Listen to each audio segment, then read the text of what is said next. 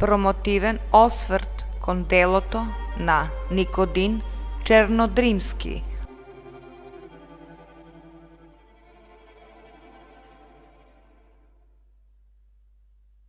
Никого и никогаш ништо не го спречува човекот, кога љубовта го псипува срцето и душата.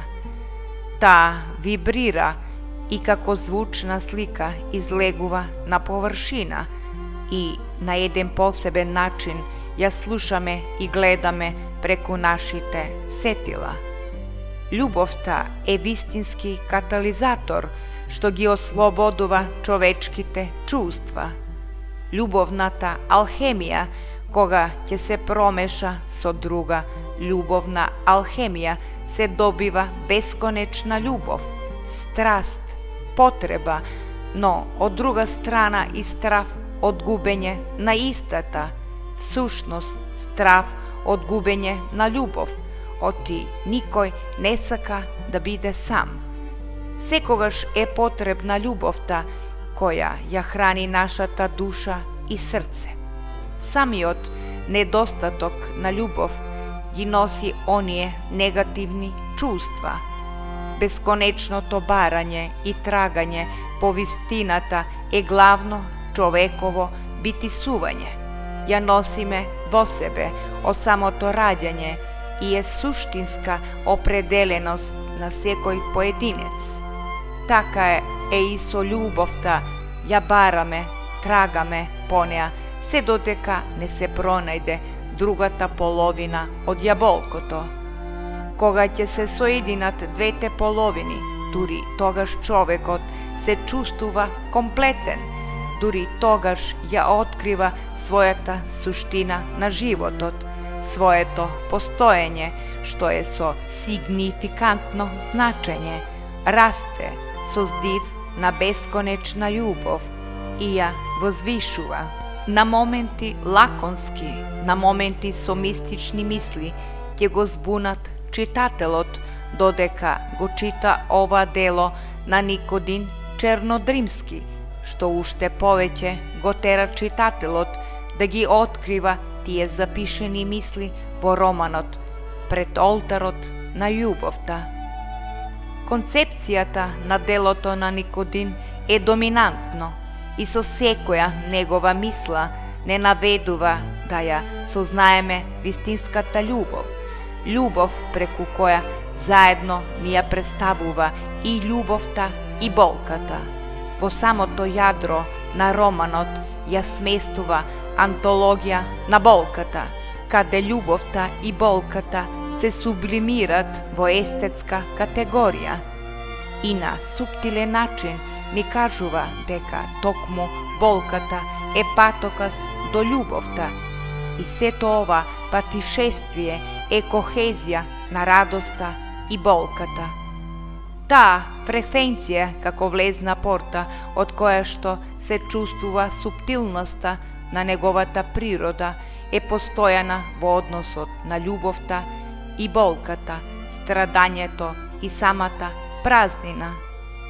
Тој е универзален дарител кој својата задача на планетата Земја ја остварува преку давање и примање на љубовта.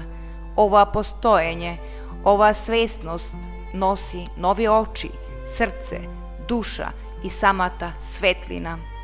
Во ова димензија се пронашол Никодин во романот Пред олтарот на љубовта. Ова конкретно будење се случува во дамарите на самиот автор. Неговата сегашност кореспондира со неговото минато, прави скокови во времето и воопшто не е конфузно ако добро размислиме за она што веќе е прочитано и да се претпостави за она што ќе се случи понатака, но секогаш постои изненадување. Тој силата на љубовта ја возвишува до екзалтација и во неговиот внатрешен универзум ја пронаоѓа љубовта и во исто време вистинскиот лик на Бог, потоа и во другите.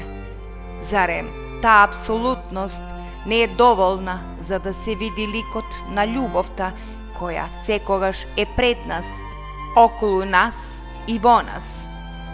Ние се менуваме и никаква промена не доаѓа без болката. Љубовта е оска над звездата во нас, отие светло во времето.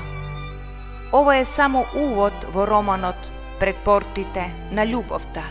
Неговите скриени и откриени светови, светови кои треба да се откријат низ овие страници на книгата, каде главните ликови се Вердан и Милена, нивната обична, необична љубов која ги спојува двете души, души кои се пронајдоа во ова време, сретнати судбински, за која веруваат дека судбината е дел од нивната љубов. Сета таа тага, радост, среќа и болка се измешани во тие судбински предодредени мигови. Љубовта е таа што спојува, а судбината сама го покажува патот до вечноста, вечност која останува непроменета, запечатена, неменлива и единствена. Топло и искрено ви го препорачувам романот Пред олтарот на љубовта, кој можеби е единствен по својата содржина, животот, смртта и новото раѓање, амбивалентен свет, мудроста, размислување за животот и смртта, болката и радоста. Никогаш не се сомневав во силина на пишаното од Никодим Чернодримски, оти поодамна го сретнував неговиот стил на пишување. Затоа и овој пат бев понесена со неговиот порив, неговата енергија на бесценето перо што секогаш ме воодушевува, како прозните, така и поетските дела, а сега и романот Пред олтарот на љубовта, кој остава голем впечаток и водена осилина на неговиот дух. Со особено задоволство навлегов во неговиот творички свет. Со почит, Даница Петровска.